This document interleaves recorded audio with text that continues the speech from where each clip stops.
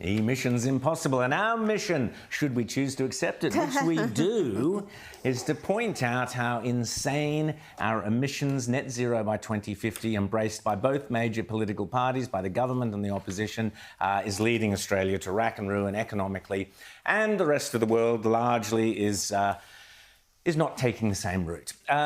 Let's start off by talking about the City of Sydney banning gas. I mean, seriously, Rowan, James. Rowan, this is the latest move by Lord Mayor Clover to save the planet all by herself, just off the backs of the hard-working businesses of the City of Sydney. Now, this is a new rule that she wants to put in to ban all new gas connections for all new homes and all new businesses by January 2026. So that's actually not that far away.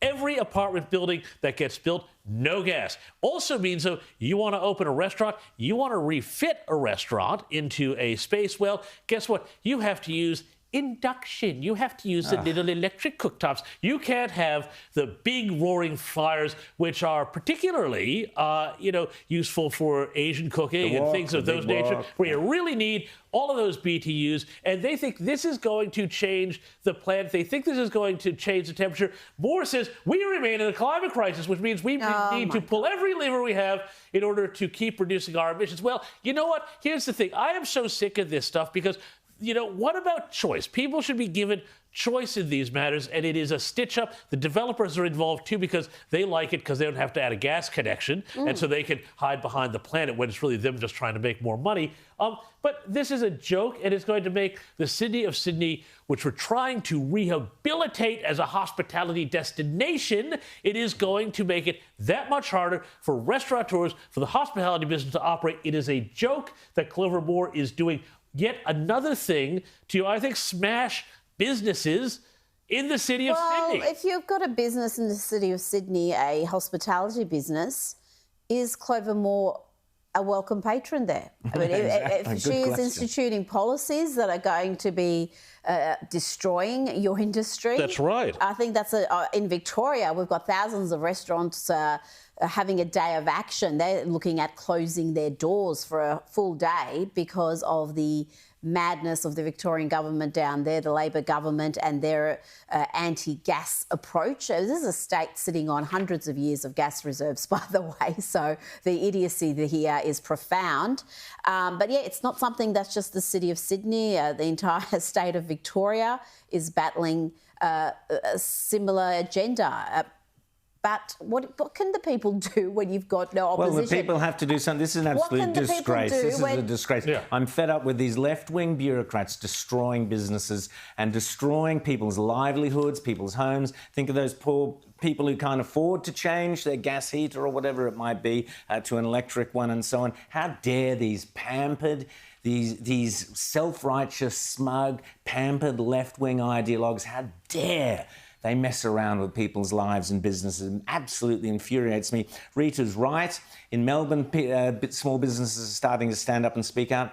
Rita sent around a tweet on the weekend of a restaurant in Sydney, the owner at the end of her tether, because of all the red tape, green tape, taxes, destroying the business life and, more importantly, the nightlife in Sydney. It is a farce. We were in a restaurant the other evening and the restaurant starts shutting up at the early hour or whatever, and the people next to us at the next table said, why are they shutting the restaurant?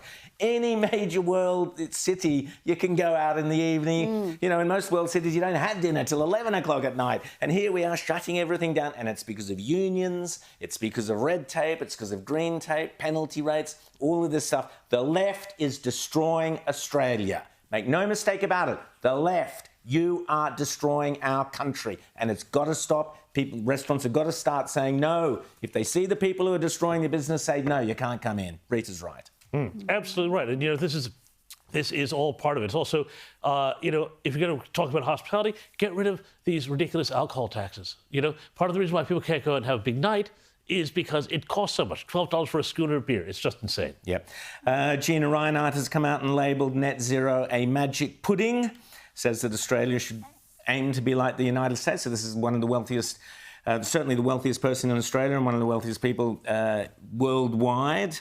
has made the comments after Hancock Prospecting and Rio Tinto committed to spending $2.5 billion. Well done on that deal to extend the life of Hope Downs, Hope 2, I think they're calling it in the Pilbara. I've been lucky enough to be up there, amazing part of the world. One of the few people prepared to invest in Australia, despite all the green tape, red tape, and black tape thrown against Hancock. And I think you got to note what precisely Gina Rinehart said here, because she belled the cat on the culture war that the left is running against energy. And she said, it is time not to be distracted by name-calling like far right and other names, and stick to the fact that investment is beneficial. And this is great because we need to shift the conversation. The conversation has been now, it's been the left. They always say, we run the culture wars. No, they run the culture wars. They make affordable energy, cheap energy, using the things that we have in the ground here. They make that as out to be some sort of, as they say, far right, hard right, position, when it is just rational. And I think history is going to look back on Australia very unkindly during this period, the last 20 years in particular, because of the way we are literally impoverishing ourselves. And this idea that Albanese and Bowen have that we're going to export, green energy. I mean, this idea we're going to have a big extension. We're going to wind, are we? So apparently, Rita, we're going to have a big extension cord leading up, to Singapore out of a solar plant. We're going to be exporting green hydrogen, which is far too expensive and doesn't exist anyway. Green steel, too expensive again. We are impoverishing ourselves, and we need to stop. So, James, Mercedes are going to drop their four-cylinder for their inline 6s and V8s. Tell us about that. Well, this is great. So, the AMG program, which are the super hotted-up Mercedes that they do, they had, to everybody's great dismay, said, oh, no, we're going to go for the little hybrids and the 4 cylinders and things like that. Well, everybody said no, and the Germans have now said 9 to all of that, and they are going to get rid of the plug-in hybrid powertrain, and they are going to go back to big, roaring V6 and V8 monsters, which is great. Mercedes have really stuffed up. They went down this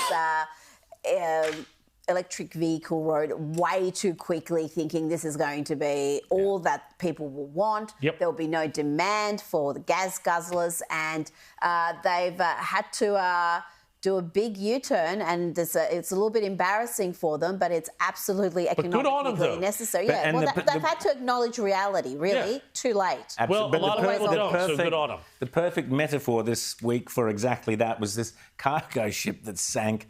I shouldn't laugh, but it was transporting thousands of EVs. It caught on fire. It sank, I think, 3,000. That's not funny, Rowan, because we're talking about pollution. Really I know. But where are the lefties, as you said on Twitter, where are the lefties out there, demonstrating? It was the EVs that are causing the pollution in the ocean. What are they leaking? Exactly, all sorts of things. Those batteries, especially after a fire. But the left say nothing. They don't care. If it's oil, it's evil. But if it's EVs and lithium, I know, because it's like when you were a kid, you see like the seagulls and stuff getting scrubbed from all the oil and everything like that. That was a big ecological disaster. But all of this burning lithium going down into the ocean. Oh, no, well, it's the cost of doing business. Exactly. It's the green transition. It's net zero, don't you know? We've got a little clip I saw which I thought would amuse you of a windmill, not one of Chris Bowen's windmills, but the sort of windmill that Chris Bowen likes to inflict upon the nation. Here's one spinning away, slightly out of control. Have a look.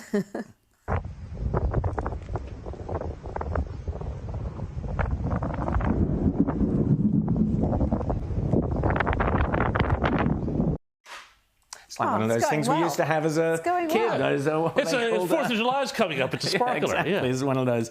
But the left always ignore all the dangers, all the ecological dangers of anything to do with renewables, which, of course, the amount of energy expended in creating new transmission lines, building windmills, building solar powers, that all gets ignored. I've got something rather tasty if you want to have a quick look at Joe Rogan, the world's most listened to podcaster. He had Bernie Sanders, a man who used to support, because Joe Rogan, far from being some right-wing reactionary, he's always been off the left until he kind of got red-pilled during COVID when his eyes were opened.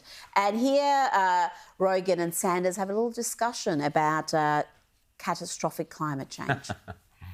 And this is what's dangerous about this whole climate change emergency, because it allows these creeps that have been controlling people and controlling what you do and what you say and how you spend your money with people that are already living check to check, and you put additional constraints on them and you make them even more scared.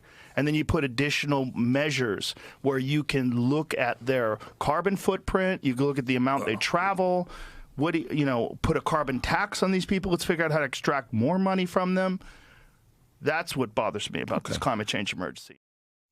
And they went on with Bernie Sanders saying, no, it's not a hoax. And Joe Rogan shocked him by showing some data from the Washington Post that the Earth goes through peaks and valleys when it comes to temperature, something we talk about on this station. We've had Professor Ian Plimer on talking about that.